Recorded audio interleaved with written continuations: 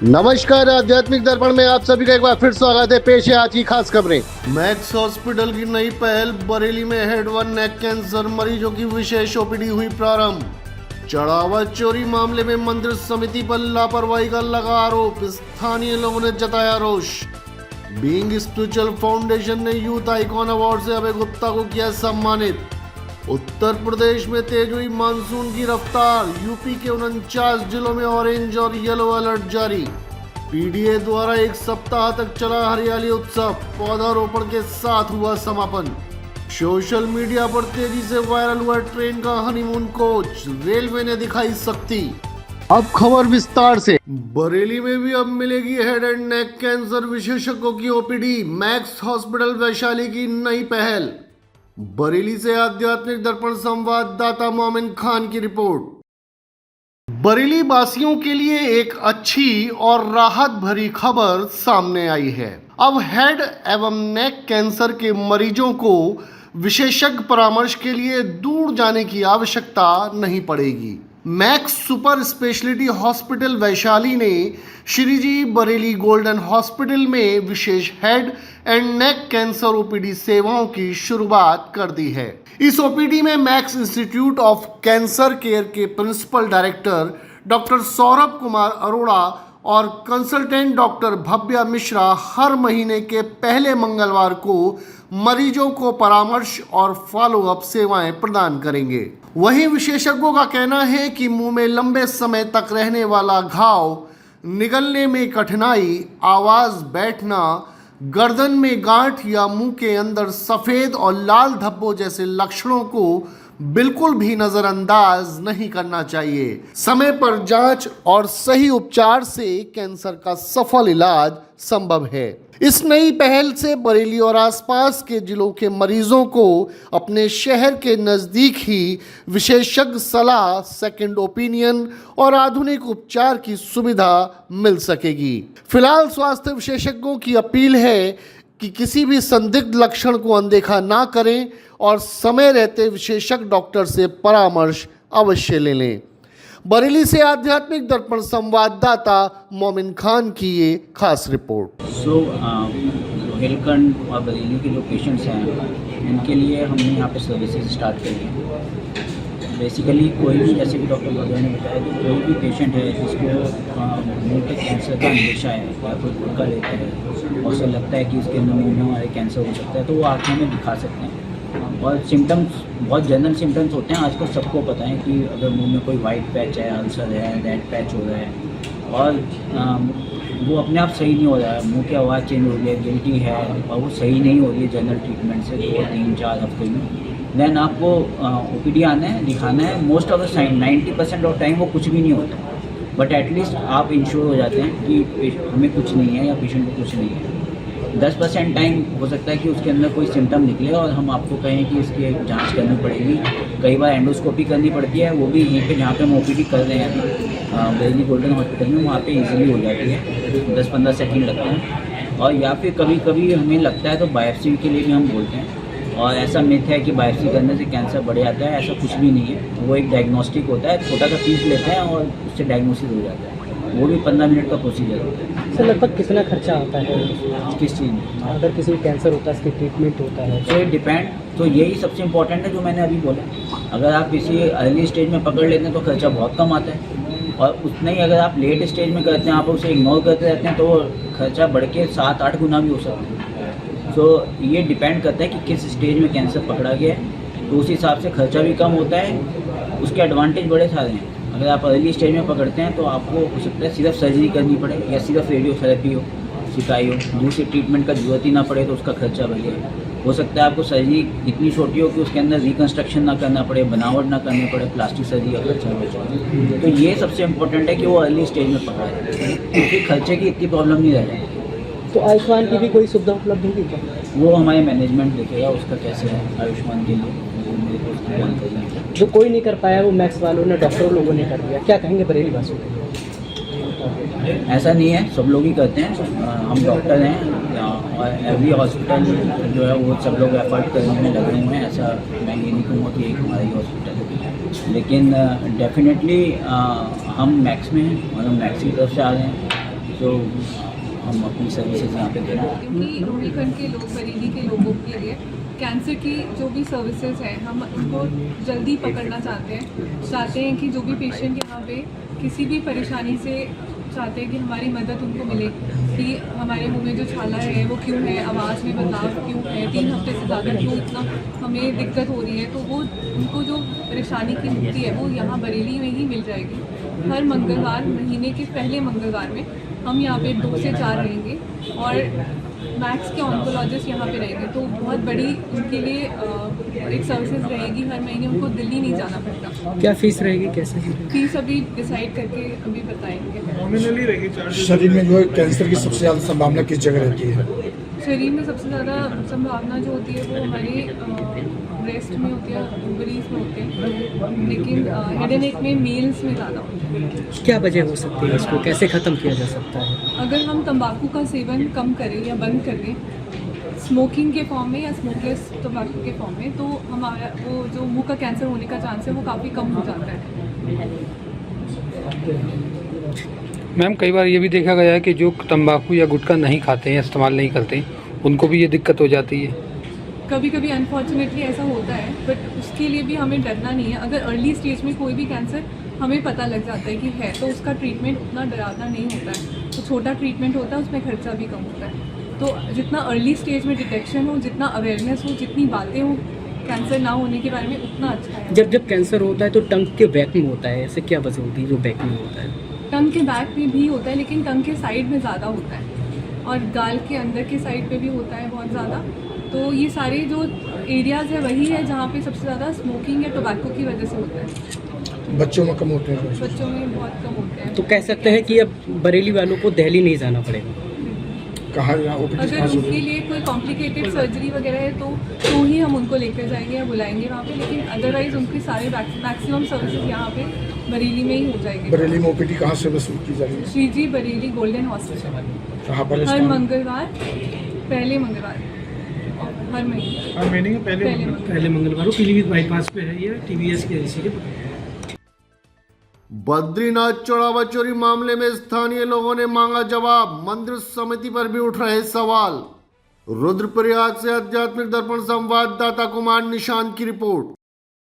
उत्तराखंड के विश्व प्रसिद्ध बद्रीनाथ धाम में सामने आए चढ़ावा चोरी मामले को लेकर स्थानीय लोगों का आक्रोश लगातार बढ़ता जा रहा है।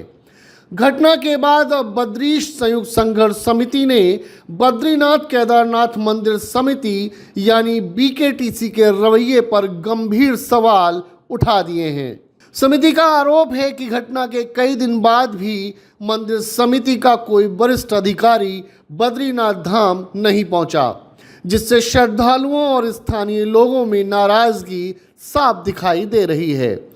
वहीं संघर्ष समिति का कहना यह भी है कि यह मामला केवल चोरी का नहीं बल्कि करोड़ों श्रद्धालुओं की आस्था से जुड़ा है, इसलिए इसकी निष्पक्ष जांच और दोषियों के खिलाफ सख्त कार्रवाई बेहद जरूरी है। स्थानीय लोगों ने भी मांग की है कि पूरे मामले की पारदर्शी जांच कराई जाए, जिम्मेदार लोगों की जवाबदेही तय की जाए और भविष्य में ऐसी घटनाओं की पुनरावृत्ति रोकने के लिए प्रभावी सुरक्षा व्यवस्था सुनिश्चित की जाए।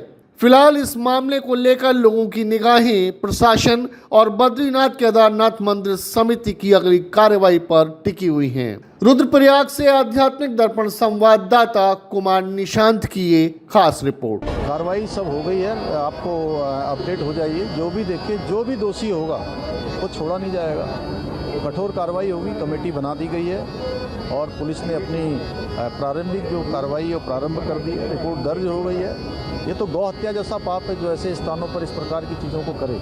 सुझाव हम जो है माननीय मुख्यमंत्री को देंगे और सरकार को भेजेंगे कि ऐसा भी ऐसे करके भी जो है एक समितियां अलग अलग करके और ऊपर स्तर पे जो है बोर्ड जो है जैसे बद्रीनाथ केदारनाथ मंदिर समिति का संचालन जो है हमारे मुख्य सचिव द्वारा हो और इसकी बद्रीनाथ समिति की व्यवस्थाएं जो है DM साहब और इसके संचालन जो है हमारे जैसे उपाध्यक्ष सदस्य हैं जो है हकोदारी बने तो इसमें व्यवस्थाएं बहुत अच्छी हो सकती हैं और अच्छी व्यवस्थाएं बन सकती है।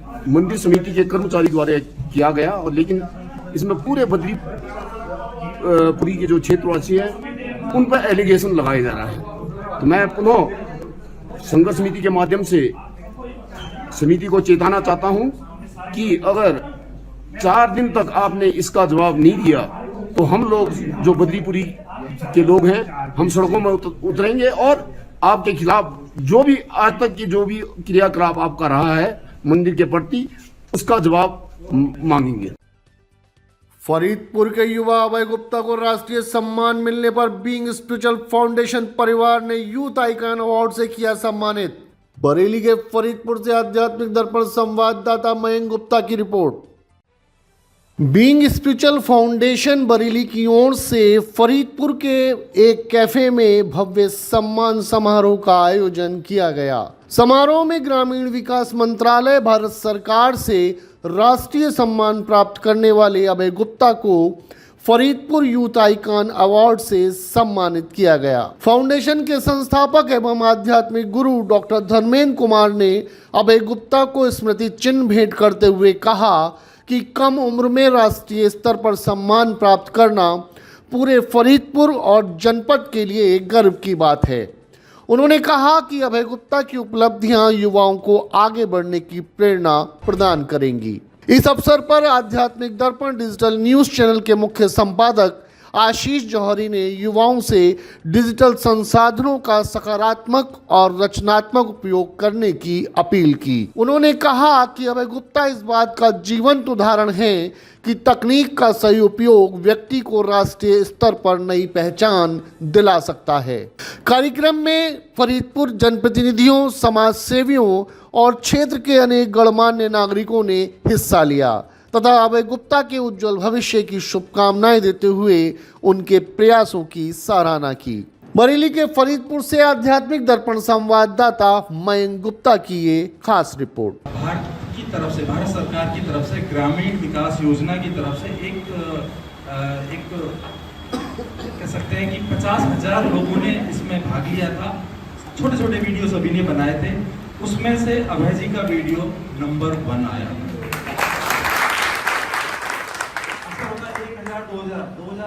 50,000 तो बहुत ही गर्व का विषय है। और जब नाम लिया गया था उस पर, वैसे नाम यूपी से लिया तो यूपी को इन्होंने रिप्रेजेंट किया, यूपी से अभय गुप्ता ऐसा नाम बोला था। तो जब मैं उस वीडियो को बार बार देखता हूँ, मैंने कई बार देखा, तो मुझे बहुत अच्छा लगा। तो मुझे लगा कि एक प्रोग्राम यहाँ पर होना चाहिए, सभी जो हमारे माननीय हैं सभी सबको यहाँ इकट्ठा होना चाहिए और पर्पज है कि युवा को एक संदेश जाए। आजकल आप देखते हैं कि हर घर में, हर परिवार में एक कंटेंट क्रिएटर है, वीडियो बनाता है, हर कोई रील बनाता है और देखता है। अपने ये प्रिय अभय गुप्ता जी, आपका जन्मदिन भी है और राष्ट्रीय पुरस्कार भी लिया है। हम हृदय से आपका हार्दिक स्वागत, अभिनंदन करते हैं। आज का युग जो है एक डिजिटल क्रांति का युग है, हम सभी जानते हैं, लेकिन सही दिशा अगर हमें मिल जाए तो हम अभय गुप्ता जैसा नाम रोशन कर सकते हैं। खास तौर से मैं मातृशक्ति को कहता हूं। जब बच्चा छोटा होता है, समझदार होता है, उसके हाथ में मोबाइल पकड़ा देते हैं।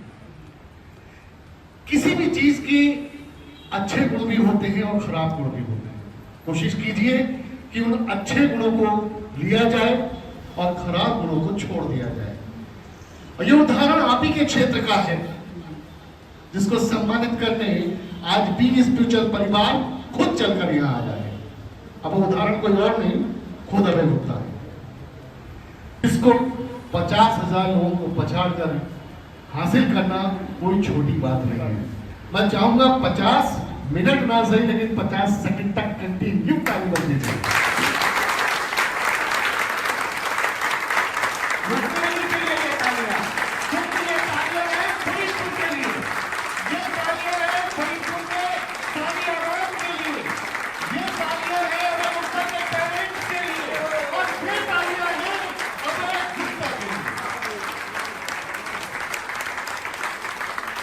ऐसा फील होता है कि हमारी संस्था का ही एक व्यक्ति इतनी बड़ी उपाधि हासिल करता है, तो आप क्या कहना चाहेंगे उस चीज़ पर? अभय जी के बारे में क्या कहूँ, मुझे तो पहले से ही लगता था, जैसे कहता ना, पहले से ही पता था कि कुछ तो भी बड़ा अचीवमेंट होगा, हो गया है और ये शुरुआत है। ऐसी बहुत सारी चीज़ें आएंगी इनके साथ कि इनका नाम फरीदपुर का नाम, बरेली का नाम रोशन होगा। मुझे जो अच्छा लगा है वो ये लगा है कि यूथ को इन्होंने एक मैसेज दिया है, अच्छा कंटेंट डालकर भी आप सरकार से अवार्ड ले सकते हैं, अपना काम को, अपने शहर को आगे ले जा सकते हैं। आशीर्वाद स्वरूप सर, क्या वचन आप देना चाहेंगे? अगर जी आशीर्वाद स्वरूप बस यही देना चाहूँगा कि कहते हैं ना, युवा के कंधों पर ही पूरा लोड है। आजकल जो डिजिटल मीडिया, मैं कहूँगा देश का बर्बाद कर रही है काफ़ी ज़्यादा संख्या में, ऐसे लोग भी अपने कंधों पर इस वजन को आगे लेके जा सकते हैं कि कैसे युवा को आगे एक पॉजिटिव मैसेज दिया जाए और कैसे उस पर काम किया जाए। सर, आज कैसा लग रहा है आपके क्षेत्र का एक युवा इतनी बड़ी उपाधि हासिल करके आया है? आज बहुत गर्व हो रहा है अभय भाई पे कि आज उन्हें राष्ट्रीय पुरस्कार मिला है और 50,000 लोगों में उनका नंबर 1 पे आके उन्होंने जो नाम रोशन किया है फरीदपुर का, उसको देखते हुए बहुत गर्व हो रहा है, बहुत खुशी महसूस हो रही है। ऐसे ही आगे और बच्चों के लिए और यूथ के लिए आप क्या संदेश देना चाहिए? मैं यही संदेश देना चाहूँगा कि अपने बड़ों को और अपने आसपास में जो यूथ है उससे प्रेरणा लेते हुए और अच्छे काम को प्रेरणा लेते हुए आगे बढ़ें और देश का, अपने घर वालों का, अपने शहर का नाम रोशन करें। आज यहाँ पे बीइंग स्पिरिचुअल फाउंडेशन के थ्रू आपको ये सम्मान मिल रहा है, उस उपलक्ष्य में आपको कैसा लग रहा है? सबसे पहले मैं बीइंग स्पिरिचुअल फाउंडेशन का बहुत बहुत धन्यवाद करना चाहूँगा कि उन्होंने मुझे मेरे खुद के कस्बे में आकर के सम्मान दिया सभी लोगों के सामने, और मुझे गौरवान्वित महसूस हो रहा है, गर्व का विषय है मेरे लिए। और मेरे मम्मी पापा भी, मेरे जो भी फैमिली मेम्बर्स हैं, मेरे फ्रेंड्स हैं, वो यहाँ पर मौजूद हैं, तो उनके लिए भी मतलब खुश हैं, उनकी आंखों में भी मैं खुशी देख पा रहा हूँ। तो बीइंग स्पिरिचुअल फाउंडेशन का बहुत बहुत धन्यवाद और भारत सरकार का बहुत बहुत धन्यवाद, और जो भी गणमान्य व्यक्ति यहाँ पर आए उनका सभी का मैं धन्यवाद। लेते एक छोटा सा ब्रेक, आप कहीं मत जाइएगा, देखते रहिए आध्यात्मिक दर्पण। बैल-कोलू कच्ची घानी सरसों का तेल, नाम ही पहचान है। बैल-कोलू कच्ची घानी सरसों का तेल, नाम ही पहचान है। हर माता पिता का सपना होता है ऐसी शिक्षा जो सिर्फ किताबों तक सीमित ना हो बल्कि जीवन जीना सिखाए। स्वागत है लॉयंस विद्या मंदिर में, जहां स्मार्ट क्लासेस से पढ़ाई बनती है आसान, कंप्यूटर एजुकेशन से भविष्य होता है मजबूत और गेम्स व एक्टिविटीज से होता है संपूर्ण विकास। अनुभवी शिक्षकों की देखरेख में एवं प्रधानाचार्य वैशाली जौहरी के कुशल मार्गदर्शन में हर बच्चे को मिलती है व्यक्तिगत ध्यान और सही दिशा। आज ही रजिस्ट्रेशन करवाएं, प्रवेश पाएं 2026-2027 सेशन में। लॉयंस विद्या मंदिर, सिविल लाइंस, बरेली, जहां शिक्षा के साथ बनता है उज्जवल भविष्य। जब बात हो शुद्धता, स्वाद और भरोसे की, तो नाम याद रखिए मां अन्नपूर्णा कैटरर्स। बालाजी एंटरप्राइजेस की एक इकाई जहां हर पकवान में घर जैसा स्वाद और स्वच्छता की गारंटी। रोटरी भवन के साथ साथ सभी प्रकार की कैटरिंग सेवाओं के लिए आपके स्वाद का सच्चा साथी। किफायती दाम, कस्टम मेन्यू और हर अवसर के लिए उपयुक्त। मां अन्नपूर्णा कैटरर्स सिर्फ नाम ही नहीं, स्वाद में भी बेमिसाल। Serving purity, taste and trust के साथ आज ही बुक करें मां अन्नपूर्णा कैटरर्स। महिला सुरक्षा को मजबूत करने के प्रयास में यूपी की आपात सेवा यूपी 112 द्वारा महिला अपराध के मामले में त्वरित कार्यवाही प्रदान की जाती है। रात में यूपी 112 PRV में महिला पुलिस कर्मियों को तैनात किया गया है। रात 10 बजे से सुबह 6 बजे तक अकेले सफर करने वाली महिलाएं 112 डायल कर सकती हैं और महिला PRV उन्हें एस्कॉर्ट कर उनके गंतव्य तक सुरक्षित पहुंचाने का जिम्मा उठाएंगी। फोन उठाएं, 112 मिलाएं। 62 वर्षों से आपके भरोसे और फैशन की पहचान सेठी सन्स, बॉम्बे होजरी फैमिली की विश्वसनीय इकाई, जहां हर उम्र और हर अवसर के लिए मिलेगा शानदार collection, stylish gents wear, latest trends से सजा आकर्षक लेडीज फैशन और बच्चों के लिए प्यारा व आरामदायक किड्स वेयर, सब कुछ एक ही जगह पर। बेहतरीन गुणवत्ता, उचित मूल्य और ग्राहकों के अटूट विश्वास के साथ सेठी सन्स पिछले 62 वर्षों से आपकी पसंद बना हुआ है, जहां परंपरा, विश्वास और आधुनिक फैशन का होता है खूबसूरत संगम। सेठी सन्स 62 वर्षों से आपके साथ, आपके स्टाइल के साथ। ब्रेक के बाद आप सभी का हार्दिक स्वागत है। यूपी में मानसून का कहर, पूर्वांचल में ऑरेंज तो पश्चिमी यूपी में येलो अलर्ट। प्रदेश के 49 जिलों में भारी बारिश का अलर्ट। लखनऊ से आध्यात्मिक दर्पण संवाददाता कुमार उदय की रिपोर्ट। अगर आप उत्तर प्रदेश में रहते हैं और आज घर से बाहर निकलने या कहीं घूमने की तैयारी कर रहे हैं तो पहले ये आध्यात्मिक दर्पण की खबर जरूर देख लीजिए। प्रदेश में मानसून ने अब पूरी तरह रफ्तार पकड़ ली है और मौसम विभाग ने भी ऑरेंज एवं येलो अलर्ट जारी किया है। भारतीय मौसम विज्ञान विभाग यानी IMD के अनुसार प्रदेश के 49 जिलों में गरज चमक के साथ भारी बारिश की संभावना जताई गई है। पूर्वी उत्तर प्रदेश के कई जिलों के लिए ऑरेंज अलर्ट जबकि पश्चिमी यूपी के लिए येलो अलर्ट जारी किया गया है। मौसम विभाग का अनुमान है कि अगले 5 दिनों तक मानसून पूरी तरह सक्रिय रहेगा और कई स्थानों पर तेज बारिश, तेज हवाएं तथा आकाशीय बिजली गिरने की भी आशंका बनी रहेगी। बारिश के कारण कई जिलों में जलभराव की स्थिति भी बन गई है। कुछ जगहों पर स्कूलों में अवकाश घोषित किया गया है जबकि प्रशासन को राहत और बचाव कार्यों के लिए अलर्ट मोड पर रहने के निर्देश दिए गए हैं। मुख्यमंत्री योगी आदित्यनाथ ने भी सभी जिलाधिकारियों को संवेदनशील क्षेत्रों पर विशेष नजर रखने और प्रभावित लोगों को तत्काल सहायता उपलब्ध कराने के निर्देश दे दिए हैं। ऐसे में मौसम विभाग की सलाह है कि बिना जरूरी काम के घर से बाहर ना निकलें, जल भराव वाले क्षेत्रों से दूरी बनाए रखें और खराब मौसम के दौरान सुरक्षित स्थान पर रहें। फिलहाल प्रदेश भर में मानसून का असर लगातार बढ़ रहा है और अगले कुछ दिन सतर्कता बेहद जरूरी है। लखनऊ से आध्यात्मिक दर्पण संवाददाता कुमार उदय की ये खास रिपोर्ट। देखिए, अगर हम पूरे डाटा की बात करें सीजन की 1 जून से लेकर के और कल 9 तारीख तक की बात करें तो -14% जो है भारत में वर्षा सामान्य से कम दर्ज की गई है। और जो मेन पॉकेट्स हैं जहाँ पर वर्षा कम दर्ज की गई अभी तक पूरे सीजन में अभी तक की, तो उसके हिसाब से ईस्ट यूपी यानी कि पूर्वी उत्तर प्रदेश, बिहार, झारखंड और पूर्वोत्तर के राज्य पंजाब, सौराष्ट्र, मराठवाड़ा, केरला और तटीय कर्नाटक, ये पॉकेट्स हैं जहाँ पर सामान्य से कम वर्षा दर्ज की गई। बाकी क्षेत्रों में या तो सामान्य वर्षा हो गई है और या सामान्य से ज़्यादा वर्षा है, क्योंकि जो जुलाई का अभी तक का जो समय था यानी 2 जुलाई से लेकर के 9 जुलाई तक का, इवन 10 जुलाई भी देखें तो वर्षा अच्छी प्राप्त हुई, इसलिए बाकी सब डिविजन्स जो है सामान्य या सामान्य से ज़्यादा दर्ज कर रहे हैं। और अगर हम आने वाले 2 दिनों की बात करें तो अभी हमारी जो मानसून ट्रफ होती है सीजन की वो या तो सामान्य रहेगी या सामान्य से उत्तर की तरफ वो देखी जाएगी। उसकी वजह से जो हमारा इंडोगैंटिक प्लेन्स हैं जिसमें उत्तर प्रदेश का क्षेत्र है, बिहार का क्षेत्र है, उपमहाली पश्चिम बंगाल, सिक्किम और पूर्वोत्तर के राज्य, यहाँ पर वर्षा का दौर सप्ताह में आपको देखने को मिलता रहेगा। Heavy to very heavy rainfall का स्पेल बना रहेगा। और अगले 24 घंटे की बात करें तो अभी जो कल का हमारा निम्न दबाव का क्षेत्र था, अभी जो मध्य उत्तर प्रदेश के उत्तरी भाग में स्थित है उसके प्रभाव में और एक पश्चिम विक्षोभ है उसका इंटरेक्शन आज बना रहेगा। उसकी वजह से उत्तरी हरियाणा, हिमाचल प्रदेश, उत्तराखंड, उत्तर प्रदेश और बिहार, ये सारे पॉकेट्स में जो है आज heavy to very heavy rainfall रह सकती है।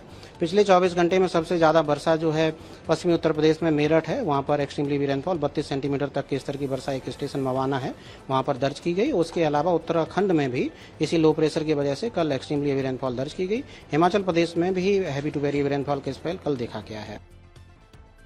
बरेली में हरियाली उत्सव का हुआ समापन। PDA ने पौधारोपण कर पर्यावरण संरक्षण का दिया संदेश। बरेली से आध्यात्मिक दर्पण संवाददाता मोमिन खान की रिपोर्ट।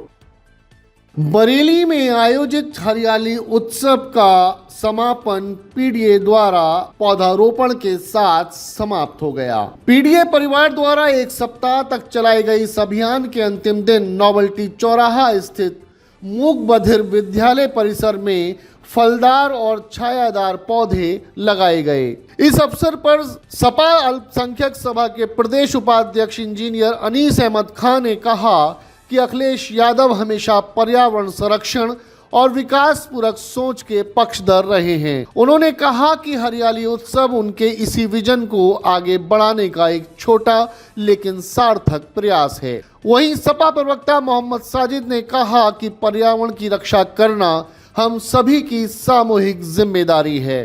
और पीडीए परिवार प्रदेश में हरियाली और खुशहाली का संदेश लेकर लगातार जन जागरूकता अभियान चलाता रहेगा। इस पौधारोपण कार्यक्रम में कई जनप्रतिनिधि, पूर्व पार्षद, पार्टी पदाधिकारी, कार्यकर्ता और स्थानीय लोग भी मौजूद रहे।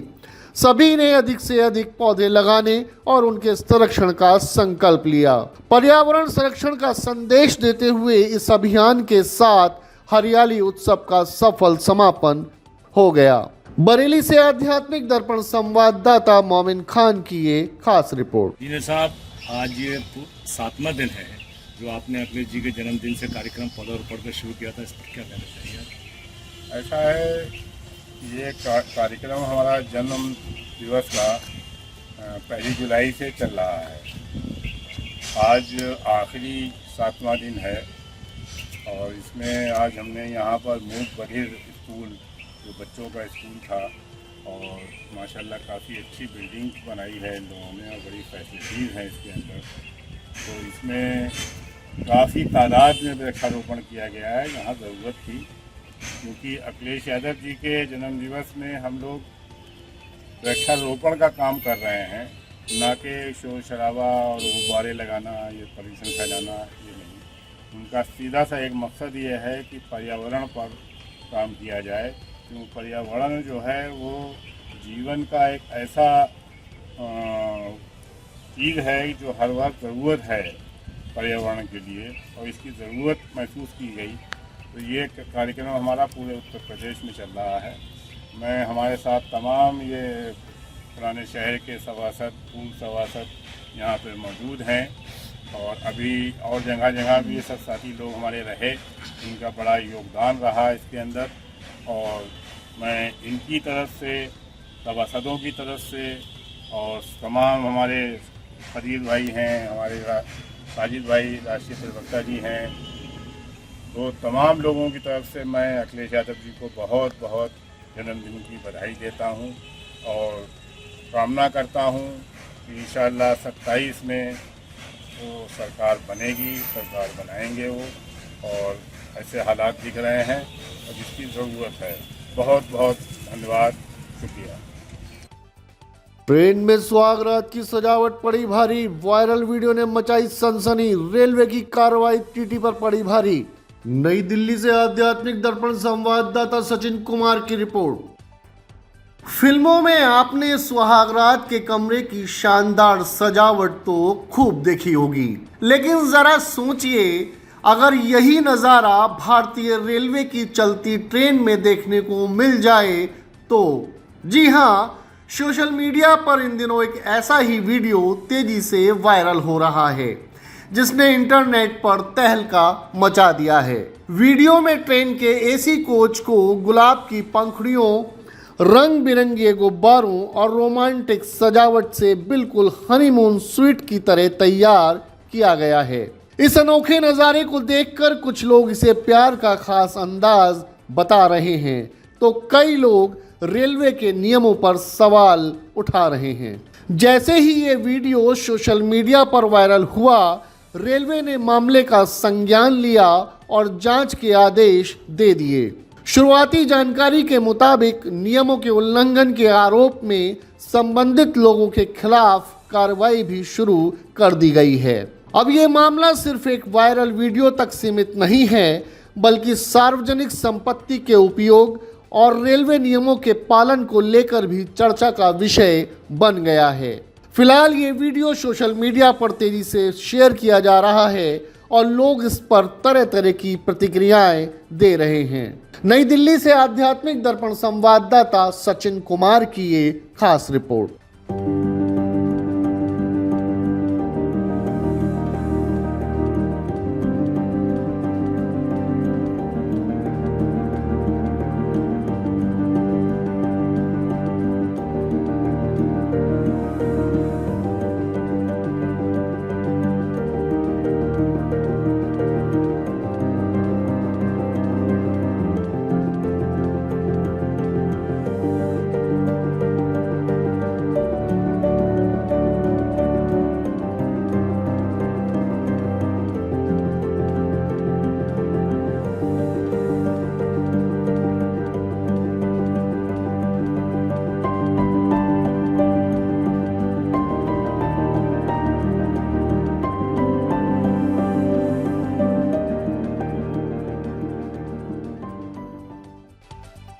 जुड़े रहे आध्यात्मिक दर्पण के साथ, सब्सक्राइब करें एवं बेल आइकन दबाएं।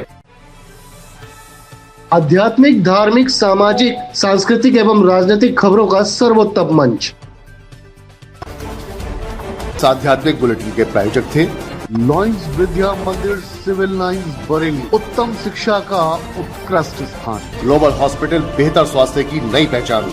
मां अन्नपूर्णा कैटरर्स, बरेली। स्वाद व परंपरा का अनूठा संगम। बॉम्बे हॉजरी, गुणवत्ता और विश्वास का प्रतीक।